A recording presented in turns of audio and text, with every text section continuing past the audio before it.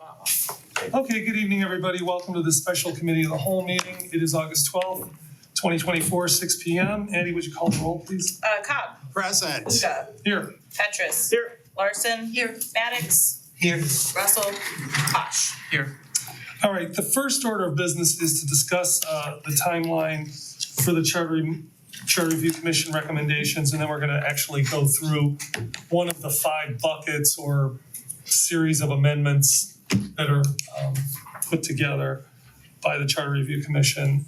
And we do have a little bit of legislation that we will discuss as well. And then we have a regular meeting that will follow this committee of the whole meeting to do some first readings and some passings of first reading for passage and a couple of second readings, I believe.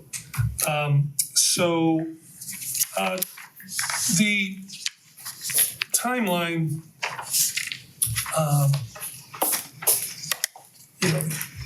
first of all, I guess let me just back up. So I think our overall goal, if I understand everybody, our overall goal is to get this on the ballot next year.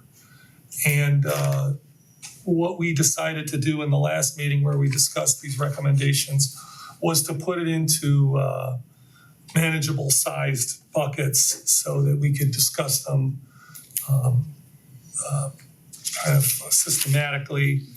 And we're going to go through those. We're only going to try to go through one of the buckets today. And This is a draft this of is the this is a draft. timeline. That's right. So we have a draft of a timeline, and we have some decisions to make about the amendments. So everybody looking through this, August and September, we're going to talk about bucket number 1, which is balance of power. Bucket number 5 is ranked choice voting. In December, we're going to look at buckets 3 and 4, ethics and non-discrimination provisions. And then in January, bucket number 2, elections, referendums, recalls, et cetera. And hopefully by March, we have ballot language drafted, and in May, council will review that ballot language. Does that basic outline meet with? President Cooter, I'm just curious about the order that we put it in. I don't care what order it is in. I just wanted to get something up. If you guys have recommendations on it. I'm open. I'm just wondering if ranked choice voting needs to be, although it's got voting vacancies in that bucket as well. So trying to think of the things that we really need to look at in case we run out of time. So are you proposing to do ranked choice voting First. later? Yeah, it was. Okay. Any other thoughts on that? I have no strong preference. If you prefer to do that, that makes sense to me. I'm fine with that. Is there anything anybody else wants to move around? So, Mr. President, yes. I apologize for pausing after your question. Each bucket that's listed on this, draft outline or timeline has law review a month after. Is it safe to say a month after the substantive discussion apparently would take place? Is it safe to say that council doesn't want commentary from law sort of as you're starting out or as you're going through this? Or do you anticipate that you may have questions that arise, as you're working through particular language? I think I speak for myself, I'm definitely gonna have questions as we go through it. Okay. And I would welcome your comments. If we're going in the wrong direction or there's something that we're contemplating that won't work for some legal reason, we'd wanna know that. Before you Yes. go way down the road with it. Yeah, and that's what I was, what sort of jumped out here and what we've talked about a bit internally is, not knowing exactly how council wanted to approach this. would it make sense for us to figure out when to get you some type of preliminary commentary perhaps on, bucket one, for example? Yeah, so let's just suppose we finish bucket number one in September. It would be my preference that you look at it as soon as we're done with it. And not that you'd be on some kind of strict timeline, but I wouldn't want you to wait to get started on it. Sure, but do you want us to do it before before council starts talking through it, I guess is what I was asking. I mean, I realize that's not gonna happen for today's discussion. Right. But going forward, we could put something together that might help to at least illuminate the law department's, thoughts on some of these questions. Go ahead. My recollection was that during the last meeting where we discussed this, I thought that I heard that the law department purposefully did not comment in advance of council looking at these. And so we talked about a process where council would get a feeling for which of these things, all or any of these that we might want to advance, and then the law department would take a look. So is it your preference that you provide commentary first to us? I don't have a strict preference, but I would say that there was a discussion along those lines, but the point in time at which we sort of structurally, stayed largely out of it, although there was assistance provided to the Charter Review Commission, clerically and otherwise, was during the Charter Review Commission's work, so that when this got to council, we'd be in a position to sort of have a fresh take on it.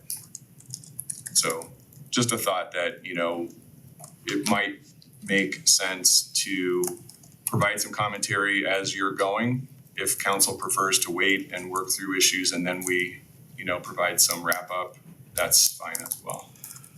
Go ahead. Well, it seems to me we're already here at the table. And I think maybe this is a nice framework. Maybe we revisit after we've had our conversations with the balance of power. We may find that the conversation and how we engage the law department will be very easy at that point, or we may find out it might be very challenging.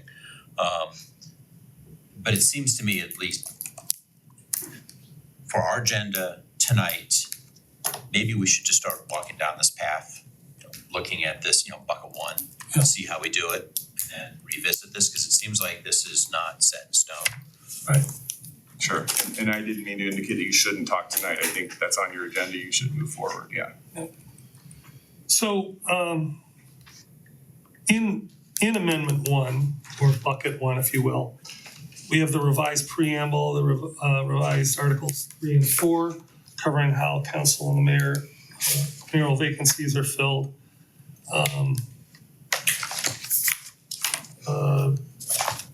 Revised Article 5 regarding departments and directors, revised Article 7.1 regarding elections, and there are actually several others. So let's see what we can get. I would just say that, we can obviously move these forward as is. We can make amendments or changes to them if we think, that we need to do that, if people want to suggest that. We could add amendments that aren't in here if somebody felt like there should have been something that the Charter Review Commission didn't recommend.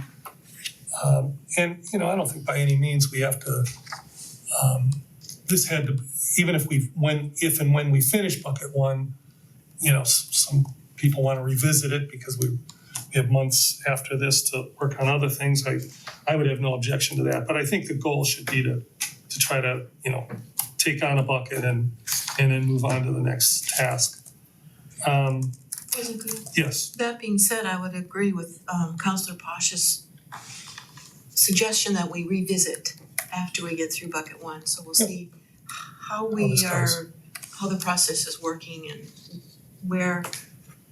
how much time it will take us, those kinds of things, to reconsider the rest of the schedule. So I'll withdraw my request to move it around, just leave it the way it is for now.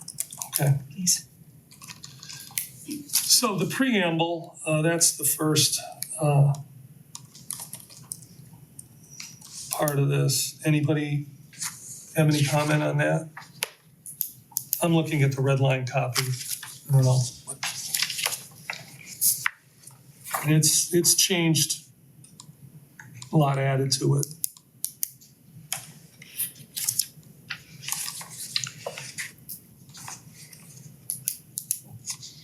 Yes, I don't see any reason for us to change anything other than what the Charter Review Commission has put before us. They spent a lot of time on this. They've had they've had outside people, inside people. They've interviewed more people than we've ever interviewed. In my opinion, they're more of an expert on this than I am. And at least with this particular section, I think it solves some issues. I'd like to see it go exactly as it's been presented. In terms of general process for today's meeting, so that we are as effective and efficient with our time, how do we want to handle this? Do you want to take a temperature check on each of these sections? I was just Okay. gonna go right down the Okay. list. The sentence that says, well, it's kind of all one long sentence, but eventually it says, establish a responsive, effective, and accountable government that maintains the highest level of integrity and through which all voices in our diverse society can be heard. Do we want that to be community instead of society? That was kind of struck me. But would make a big deal out of it. Anybody else have a feeling about that? Crickets. Okay. Other than that, I didn't write any other comments on here. So, go ahead. I would just say that referring to the letter that came from the commission, they extended the original preamble so that it more clearly addressed the spirit of our community or society, whichever you prefer to use. So I'm in agreement with the wording that they used. Okay. Let's move on to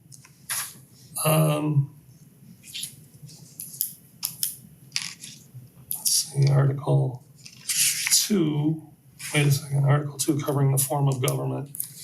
Municipal government provided by this charter shall, as reflected more specifically in other provisions of the charter, and be known as a mayor-council form of government.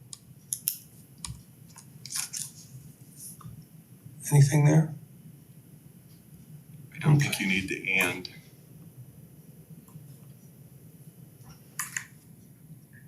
But that's obviously a non-substantive.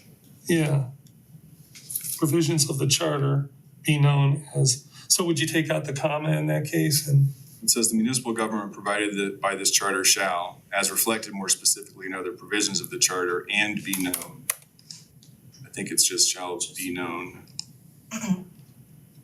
yeah, I see that. And It's It's very redundant. minor. I'm fine with that change. Anybody else? Good.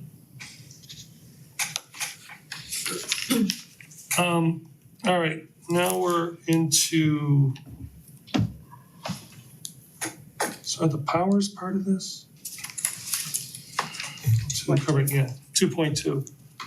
I don't know, maybe I shouldn't read all of these. Anybody have any notes on 2.2?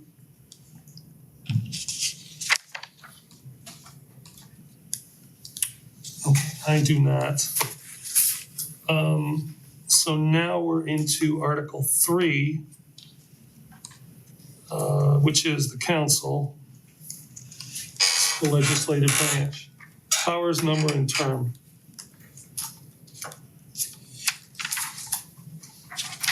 I don't see any substantive changes here.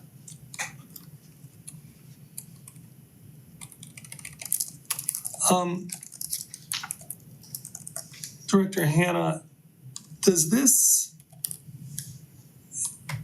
provision interact with the change in the appointment for vacancies, which basically changes it from running in the year you're appointed?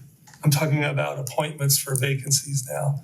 Does this interact with that provision, which, if passed, would say that we're no longer gonna have elections in even numbered years. They would only be in municipal odd numbered year elections. Because at some point it says here, 4 members shall be elected in the regular municipal election held in the year immediately following. Mhm. So that's for your term. Then the vacancy, which is a little later, does change. So this would, if we don't change the vacancy, this wouldn't be correct. So I think right now it refers to the vacancy provision, right? With other than is called for under section 3.4 of the charter to address a vacancy. And so it is tied to that provision now and, in a way that makes them both work. If there are changes made, I guess what I would say is you need to ensure that whatever connections need to be made or revised are made or revised. All right, I don't have any notes here. Anybody else? Okay. Qualifications. I know that the residency requirement is now 6 months. Can somebody remind me what that was changed from? I don't remember. Oh, there was nothing. Okay. Wow. No objections to 6 months? Well, if I was king and I'm not, or queen, I would increase that. It just doesn't seem like someone that has lived here for 6 months, or a council member, which I believe was 3. Oh, I don't see it here off the top of my head. Just doesn't seem to be enough. But I will still go back. I think the folks at the charter review, they spent a lot of time on this. They looked at other charters. I don't want to open up that can of worms. I don't feel it's up to me to do that. You know what's common?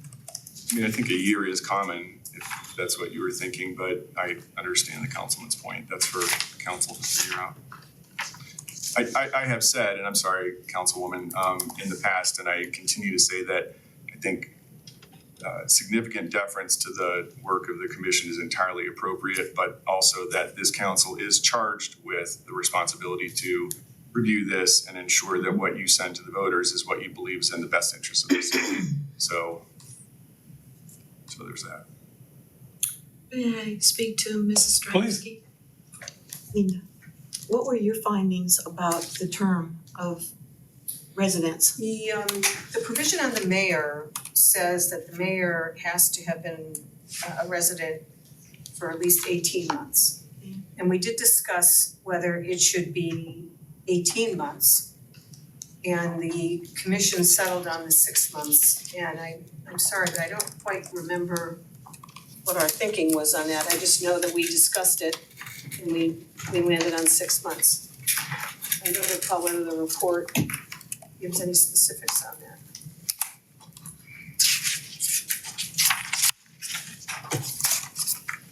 Nothing. What does that mean? Oh. Well, it means we talked about it. Yeah. And it specifically decided on 6 months, but I don't remember what our rationale was for 6 months. I would agree, I'd like to see it 1 year at least.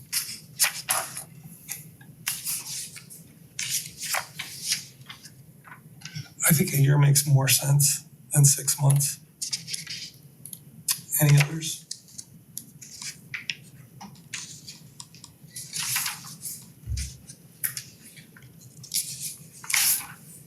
Well, I'd like to see if we have a consensus about changing it from 6 months to 1 year.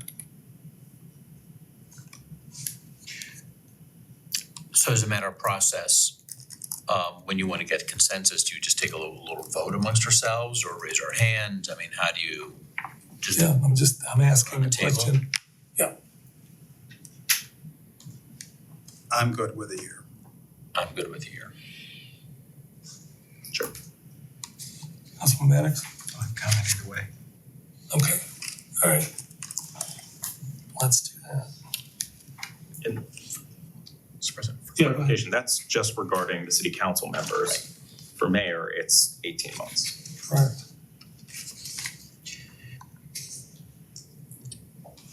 So, Mr. President, yes, oh, there you go. Since it's sort of a subject related to the subject, do we want to tackle the 18 months issue for the mayor at this point? Or, Well, that's not where we're at right now, but. fine. you know, It's okay. we'll get there. It's okay. So removal was removed. And then council vacancies is next. So I had a couple of questions here. One of the substantive changes is filling a council vacancy would go from 45 days to 60 days. And if council failed to make an appointment, the mayor shall fill such vacancy within 10 days.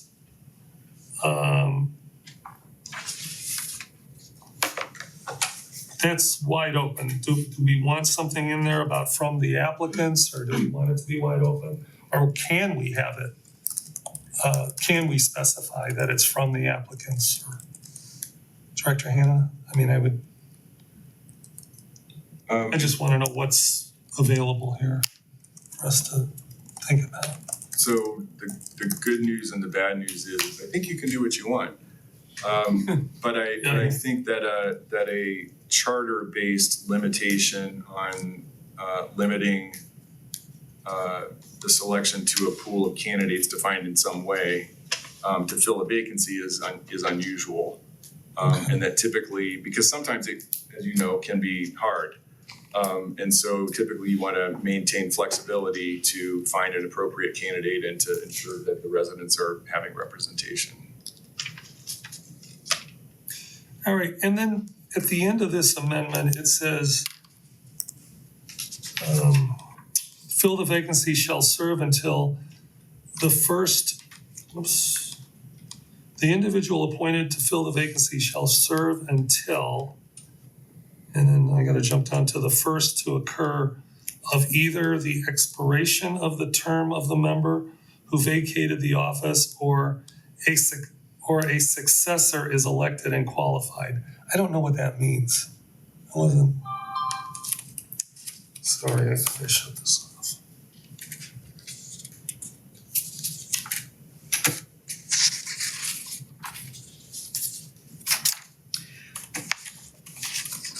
So that's, I think 3.3.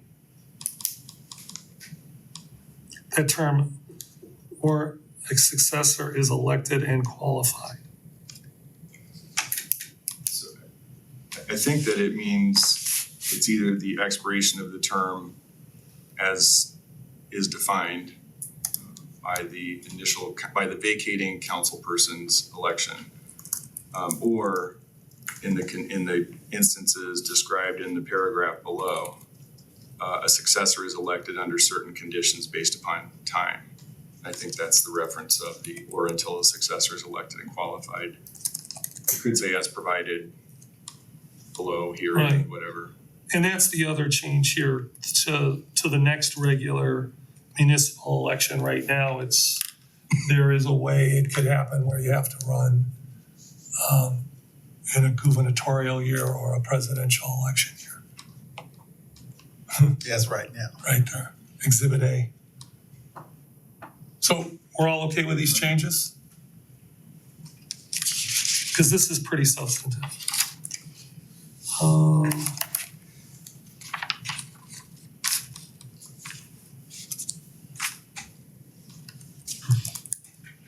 I mean, Mr. President, I would Yes. say, as I understand the purpose of these proposed changes, they are to potentially diminish the likelihood that somebody has to run right away, to maintain a seat that they may have been in for a very short period of time and so forth. And I think this structure is commonly used, and it's something that can be administered.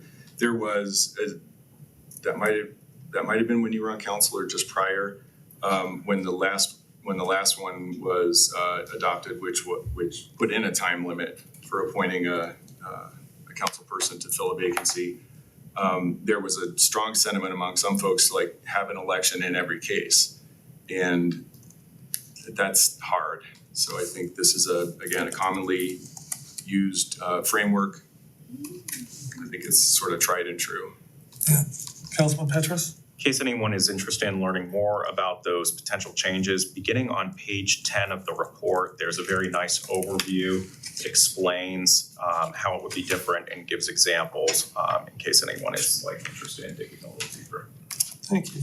Mr. President, Yes. I can tell you that the concern that I have with this is you are really putting people in a position where they have no longer elected their leader depending on how long this person might sit on that council, which means that council could be selecting their vote or their majority vote anytime they wanted to, and it's just sitting there. And that to me is just extremely problematic. So I think if we're gonna discuss this, I think the public needs to recognize that they're putting that power, that control, and that decision-making solely on that council for a much longer period of time than they have in the past. Well, then they have it in the past since the amendment was changed roughly 3 years ago, but not for most of the 100 years that we've had a municipal government here. I mean, you know, we're weighing two things, obviously, right? We're weighing, you know, the practicality of, you know, somebody like getting appointed and then having to turn around and run immediately, and how many people are gonna be interested in, you know, that kind of a path, and the voters' right to, you know, have a say in what happens. I mean, I look at it as when we get elected, they're electing us partially for, you know, our good judgment and to be able to do these kind of fill these vacancies. But I don't know, just listen to what anybody else has to say. I'm fine with the way it is.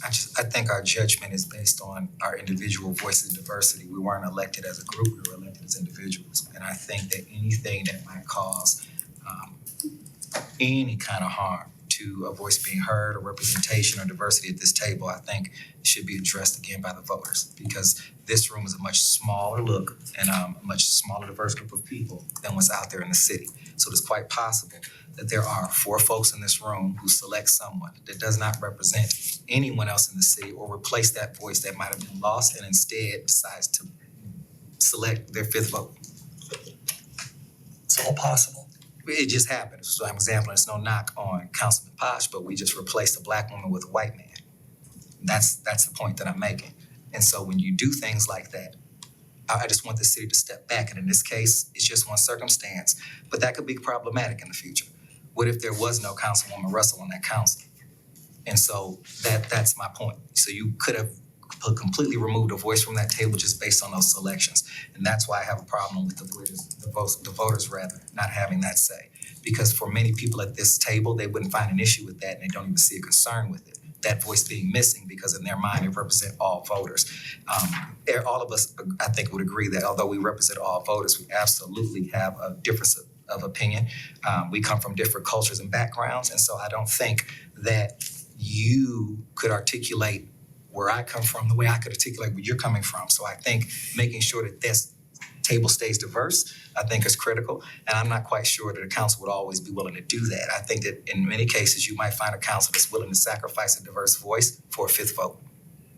Well, go ahead. Well, I mean, I think there's a couple sides to this. And first of all, I think everything you said is absolutely correct. But there's a but here. You know, when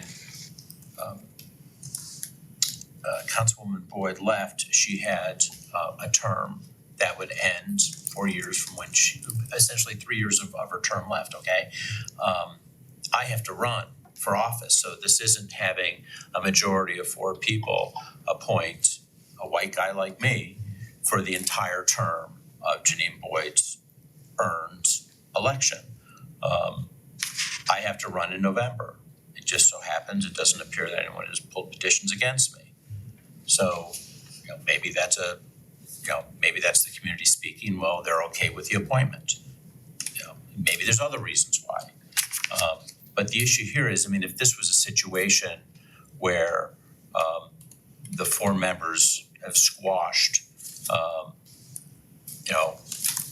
the person who's been appointed or the community's vested interest in having a black woman in this particular seat, I'm only here until November.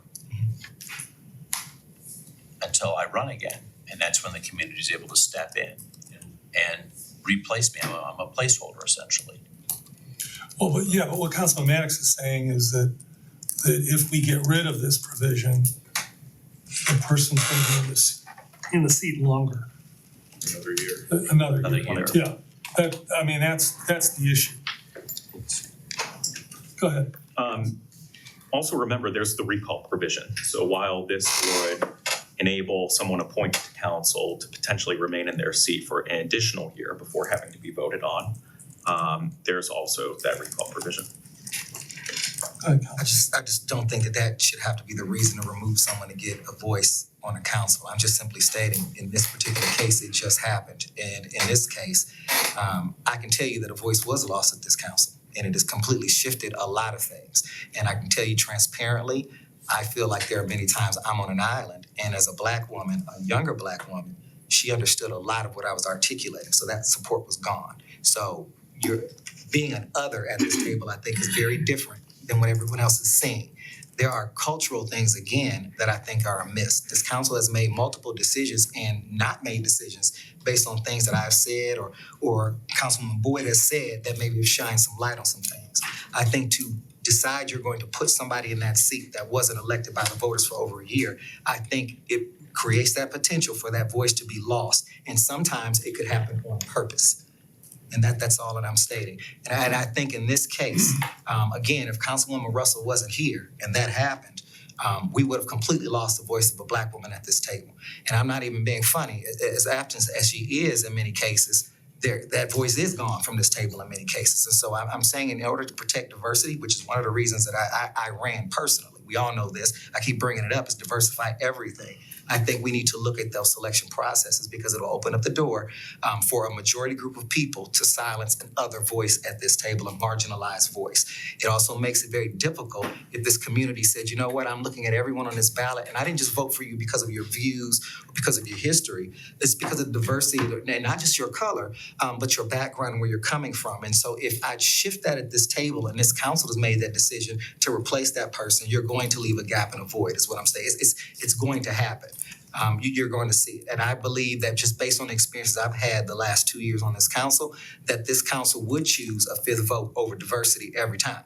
And if I'm feeling that way, I know that there are other people in this community that would view that. And so I have a problem with having someone sit in a seat that may not represent the voice that was lost.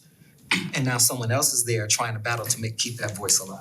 And that's been my experience. And so I think this is problematic for that reason. I think it gives that council an opportunity to put a fifth vote on that council that allow them to do whatever they want to for the next year before the voters decide to make a decision, because the only recourse they have is to go out, get petitions signed, and cause us to have to spend more money to remove someone that had the opportunity to elect in the first place. Maybe they would have kept, maybe they didn't. But I think it should be up to the voters to continue to decide that. I think that the people at this table are incapable of removing themselves out of that decision and what that could possibly do. Yeah. So that's what I think. Based on history and you're throwing accusations out there, I'd like to continue in talking about this paragraph. I believe that it is in context. We've talked about historical context. Even almost every council member was even interviewed. So I think what's happened historically in this city and in the past is absolutely critical to the current conversation that we're having. So I'm sorry, but I disagree with that. I think that historical context has been discussed of this entire time. So I don't know why it all of a sudden wouldn't be relevant now. That is my experience, and you can't remove that because you might disagree. I'm stating the reason that I disagree with this because of my experience. And so you might be uncomfortable, you may disagree, but it is indeed a fact. That is been my view, and there is no other black woman on this table now, and she was replaced by a white man. That's a fact, and that just happened. So I don't know how that you would find that irrelevant to the conversation. No, there is another black woman. I mean, she happens not to be here today, but She's not here quite often. That's the point that I'm making, which means there's no voice. But again, I don't see how talking about historical context in this case will be irrelevant to the discussion. Well- We've been talking about historical context this entire time, and we've interviewed former politicians, former mayors, former council people to get that context. So I'd have to disagree with you, and I find it a little offensive that my context historically would be diminished. But each of you had an interview with the Charter Review and have had conversations that brought those things up. I think my experience historically on this council the last 2 years as an elected member is important. I really do. Go ahead, So I Councilman. disagree with you. I would like to say that you're making assumptions about my decision-making process, that's all I'm gonna say. I mean, and I think that's very fair. Councilman? No, I'm Okay, go ahead, Mayor. Thanks. So obviously I've been on council, before I'm in my present role. And I wanted to point something out about sort of the discussion. And I'm sorry if I'm bringing up historical context. I have to in order to go back to 2015 when I was appointed. I was appointed in February of 2015, and I immediately had to run in the election in 2015 in order to keep that seat. I was new to that. It was not something that came naturally to me, and it was difficult. It was hard. And I've heard some of the concerns about the change that was drafted before I became mayor, and the concerns about I'm sorry, what change are you talking about? the change related to vacancies and the time frame for vacancies and Okay, those sorts of things. But I've noticed a particular framing of the concern. And I wanted to point it out so that council members could look at it through a particular lens, or rather a set of two lenses. One is what is optimal for the self-governance of the people of Cleveland Heights versus what is optimal for the people who seek the seats to represent them.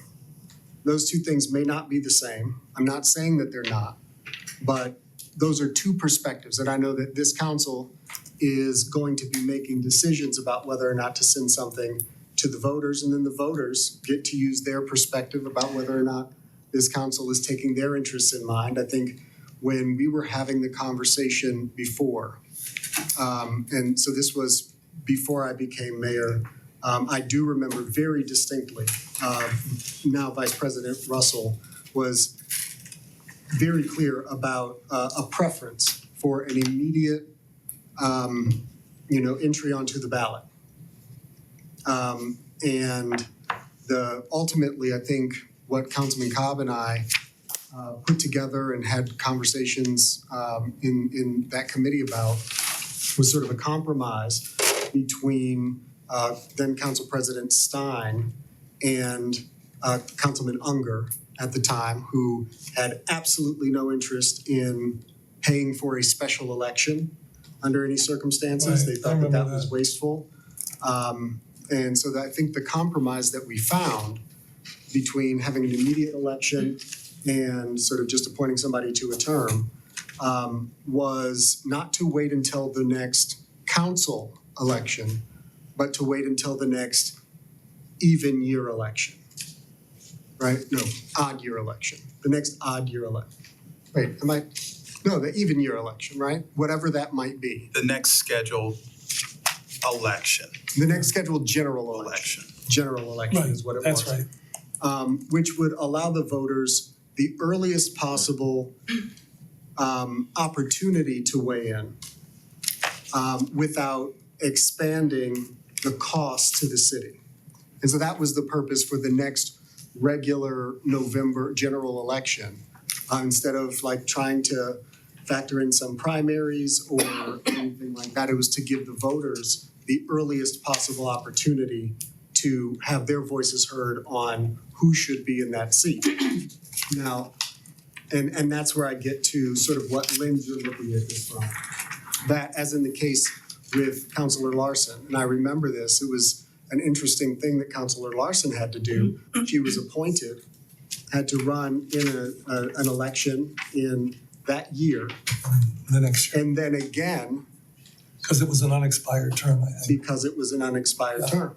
Now, that's a difficult thing to do. Now, I believe, you were unopposed in the first election, which certainly lightens the load.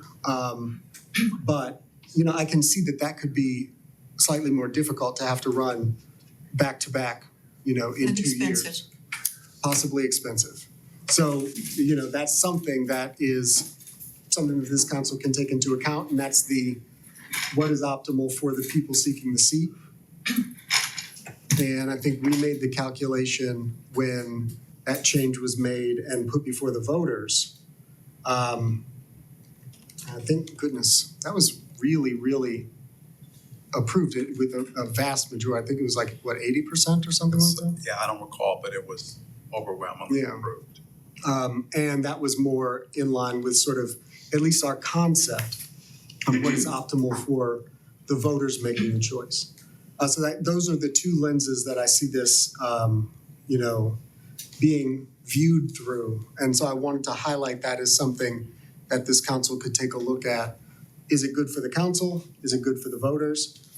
Maybe the cost to a potential council member means that people are less likely to go for an appointment. On the other hand, you don't necessarily want people to just think it's easy either. You want people to actually have a dedication to the endeavor. So anyway, I just wanted to bring up those two lenses, and I'll let you get back to it. No, and you know, those are the things that I weighed. It just didn't seem practical to me. I looked at what other cities did. Not that that's, you know, we've had those arguments before, like, you know, whenever anybody says, well, everybody else does it, and then somebody invariably says, well, why do we have to do it? And then if somebody says nobody else is doing it, then, you know, well, why can't we look at it? Any other comments on this? I'd be willing to, since this is contested, you know, wait on this particular amendment to see what Councilwoman Russell has to say, because I don't have any idea. Yep. I vote that we table this particular section and do some research. Yeah. Look at other municipalities. I'm fine with that. Anybody else?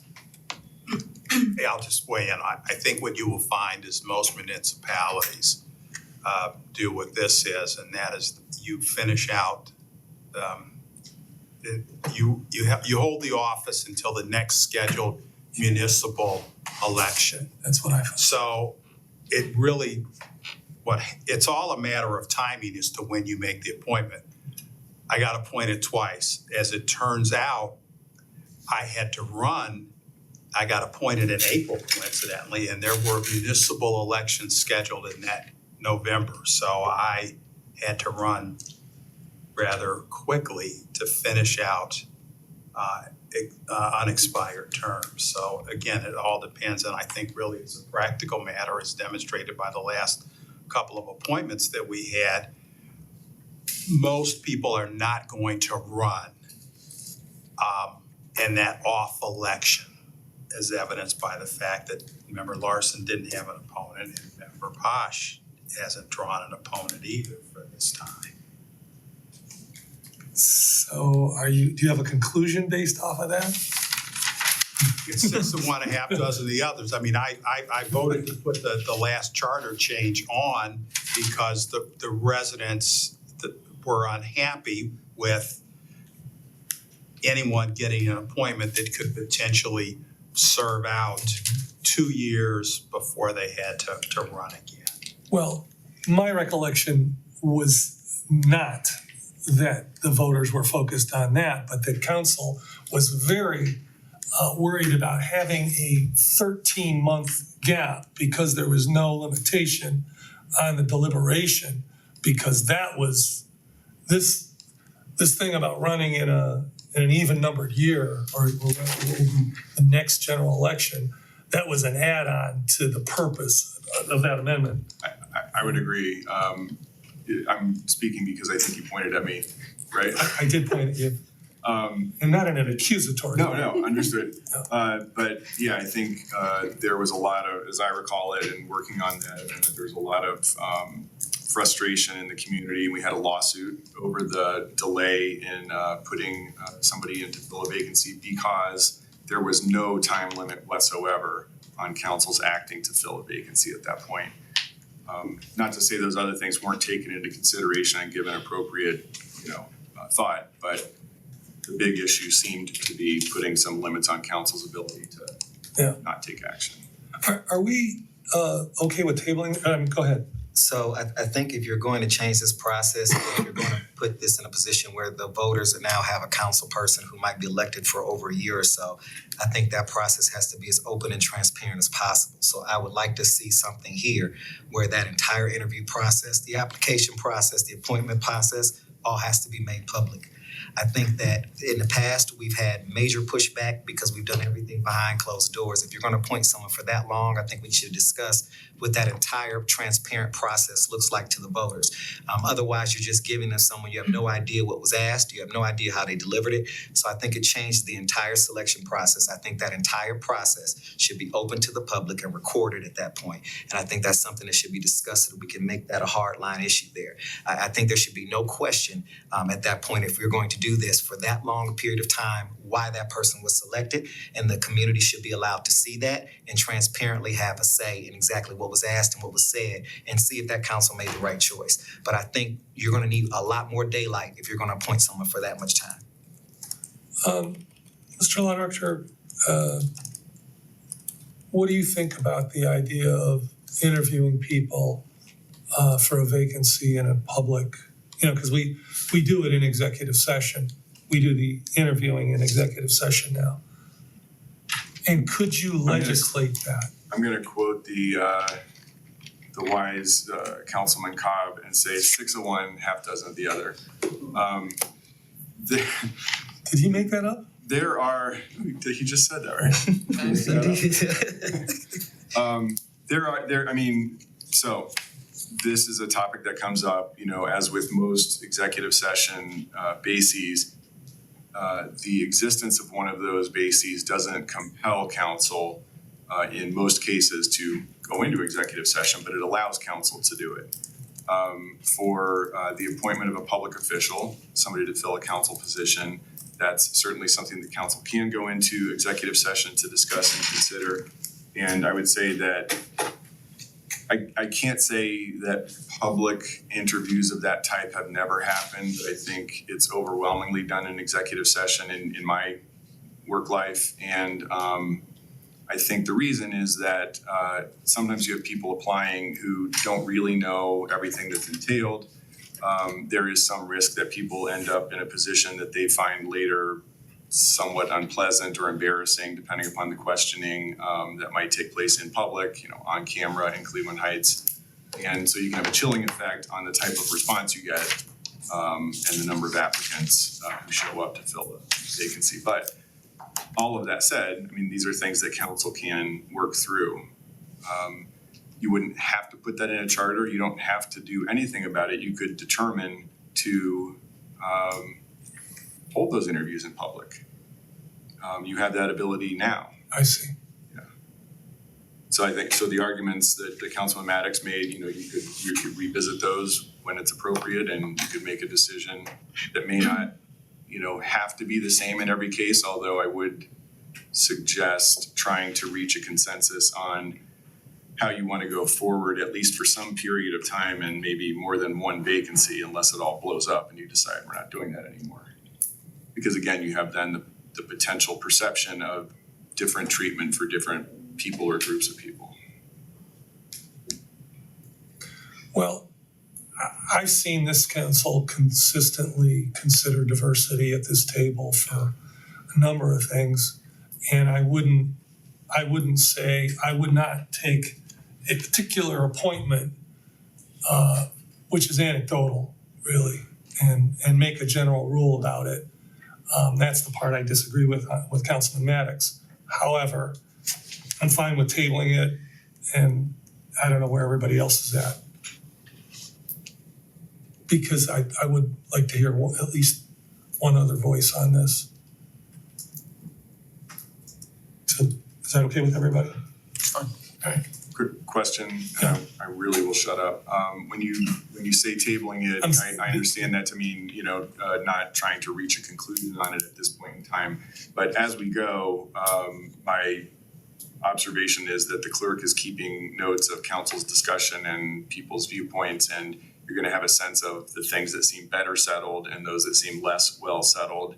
and you'll come back to that going forward, right? You're Yes. not voting on individual, Correct. okay. Thank you for that clarification. So salaries and other compensation.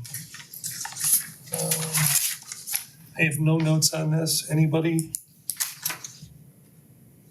Yes.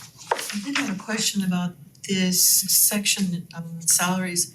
There's also on page 20, a section on salaries. And I'd like the law director's opinion, is that section on page 20 necessary, or does it clarify what didn't get clarified in the section on page 3? Page 20, did you say? Yes. Yeah. What section is on page 20? And So 3.4. That's on page. Which document are you Wait, looking on the at? red line? looking at the red line, Yeah, I'm on 20 and it's in there's letters on here. Is it E or G? it's labeled establishment, like when you start at the top of the page, it's Article 12 is crossed out, redlined out, it's titled Civil Service Commission is at the top. Is this under general provisions? Well, Yes. Because I think I'm numbered differently for some reason. Oh, yeah. Because on 20, I don't have that. Oh, yeah, Civil Service Commission, Section 1, establishments crossed out. and then you go down to section 3 where powers and procedures are scratched out as well, redlined. Yeah, she's in section 3 on page, it's on page 20. Wait a second. She's It here. would be on page 1. Just looked. No, this is, oops. Different red line. That's Yeah, not it's page different red line. Oh, yeah, I pulled this up from what Addie has on. That should be the I see same. it, Yeah. 3.4, I see it now. Using the one. It's different than this one. Site. Oh. Not this one. 3.4 is not on page 20 though, right? It is on the one that was, Yeah, So that's, okay. So presumably the language is the same. If I could just help Yeah, go ahead, clear this Linda. up. 3.4 addresses council considering salary adjustments for both city council and the mayor on a regular cycle. And part of that process is covered on page 20. The new part of the process involves the Civil Service Commission giving recommendations as to whether salary adjustments are appropriate, and if so, in what amounts. And then council makes the final decision whether or not to make any salary adjustments. So it falls So on, those two work together. thank you. You're welcome. So I guess for clarification, what is the difference between the red line that was included in the packet and the red line that is on the Charter Review Commission's webpage? I've been using the one that is publicly posted on the Charter Review Commission's webpage. It's 33 pages long, I pulled the one up that Addie has on our And- agenda page. and that's 22. I'm So, confused because they should be the exact same. Well, the numbering is definitely not, the page numbering is not the right, same. Yeah, so that's- one has 11 additional pages. Huh. it does. I'm looking at, I have both of them side by side. One has So, 39. I guess we should reach a consensus on which one we're using. Should be different.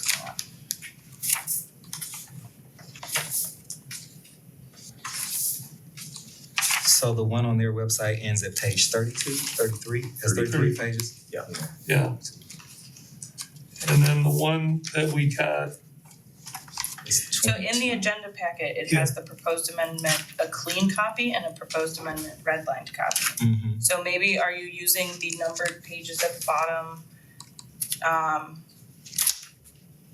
wondering if they have No, two. so the clean copy has 16 pages, the red line has 22 pages. But yeah, the city has a webpage, Charter Review Commission, with all of their documents posted. And the red line has 33 pages, and I have been working from the red line during this conversation. The 33 pages. Right, that is posted on the Charter Review Commission's webpage. that's what I have. That's very strange because And up until now, the pages have lined up though with the Correct. discussion. Until So wherever it goes wonky. somewhere between pages 3 and Which one? Yeah, you really narrowed it. Which one? Are you looking at Can I have this? a dart? No, I'm looking at the red line. Yeah, that's the copy. full red line copy. I think, okay, that's the difference. You're looking at the full red line copy, I'm looking at just amendment 1, The bucket. the bucket.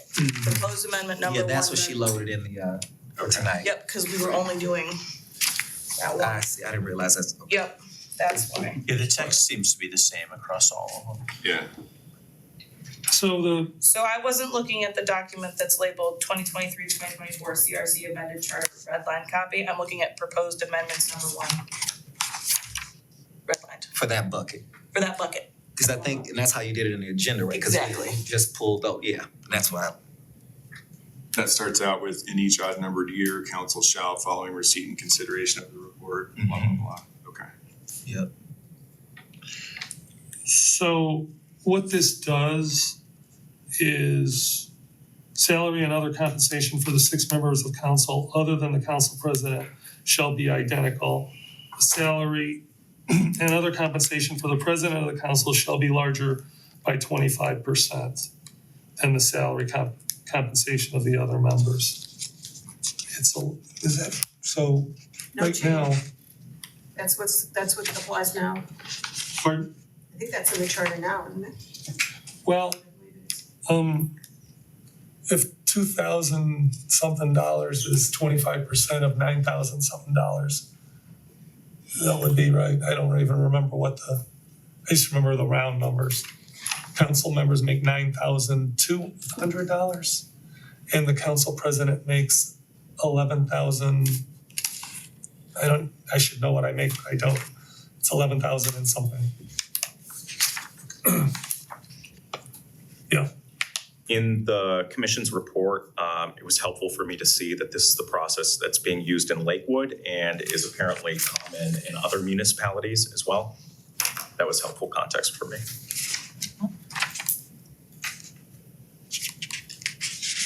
I agree with that, that's my notes.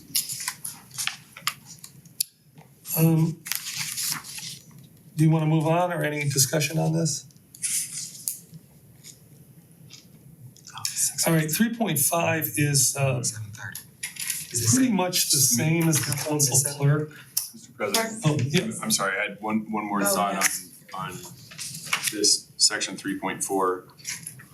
The preceding current language says council may by ordinance passed biennially fix the members of all members of the fix the salaries of all members of the council.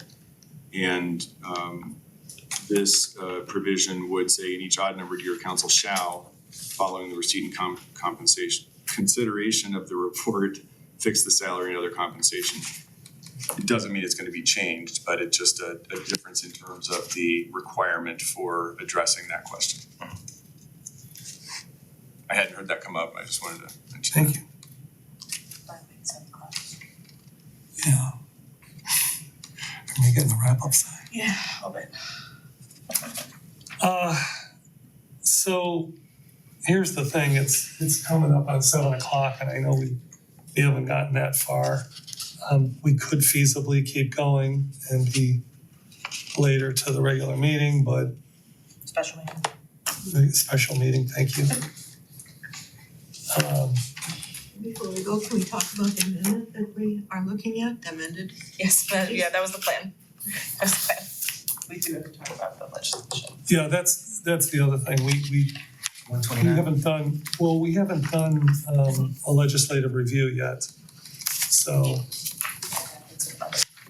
yeah, well, that's not bad.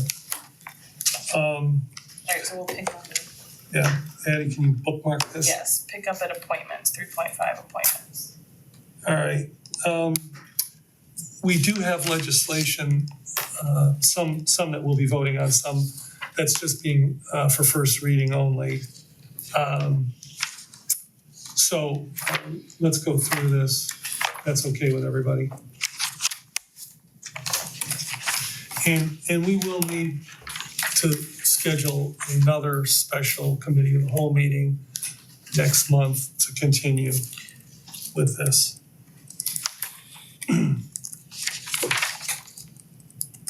So, there's a couple of pieces here for consideration for adoption tonight.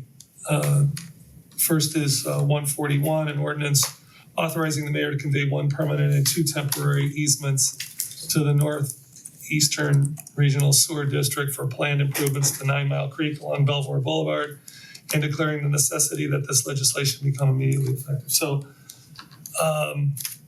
this was this the one that was given to us by Laura? Laura? Yes. Yeah. Does everybody know where 9 Mile Creek is?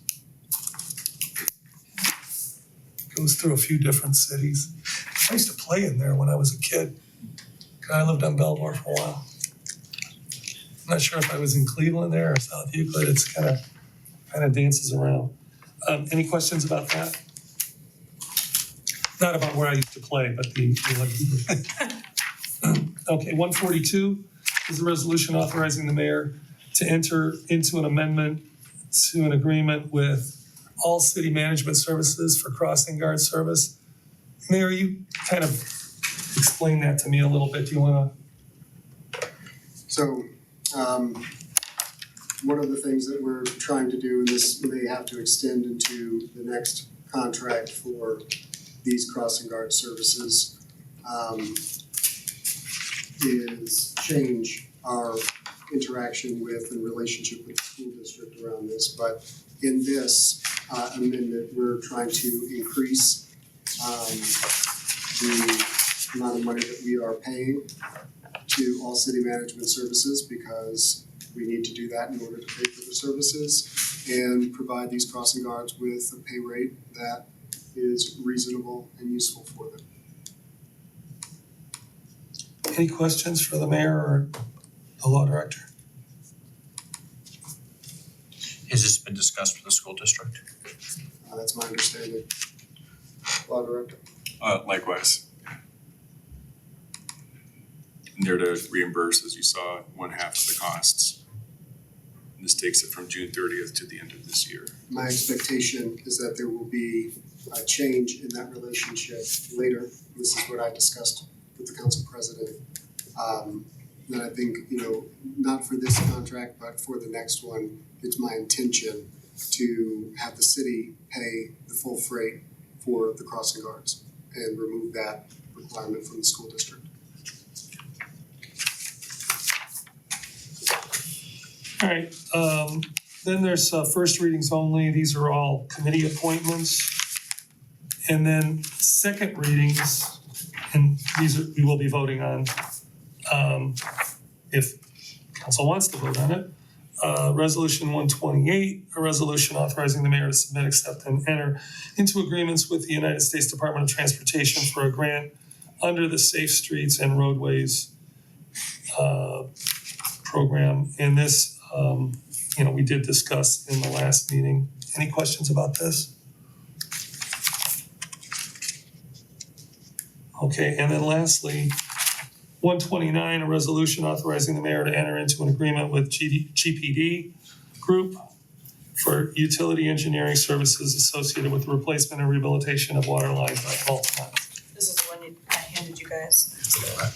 Adjustment So I need to, on it. Removing the money. and is the amendment just to use the amended version, or do we have to actually specify the particular, I guess I'm asking the law director. I think that you could just amend by substitution of the one that's marked for, the second reading as amended. Anybody willing to do this? Sure. Offer the, thank you. All right. Yes. So where were the changes? I just like to know. Oh, it was just in the figure and scope, so the scope's attached to the back. Right, And that wasn't there before? Correct. Okay, thank you, went from 66,000 to 94,000. thank you. So just for clarification, on the memo, it says these services will be paid are the SWMRP grant award received from the city of Cleveland. So they'll be paying for this $90,000 figure work. Is that correct? That grant will be paying for it. I'm not sure who we're asking. Someone. I haven't been given a change in the source of funds. So is that a yes? That's my correct. Okay, so grant will pay for this. This is, My okay. understanding, yes. This has not changed in the memo. Okay. Is there any other business? Okay, and this committee of the whole meeting is adjourned at 7:05.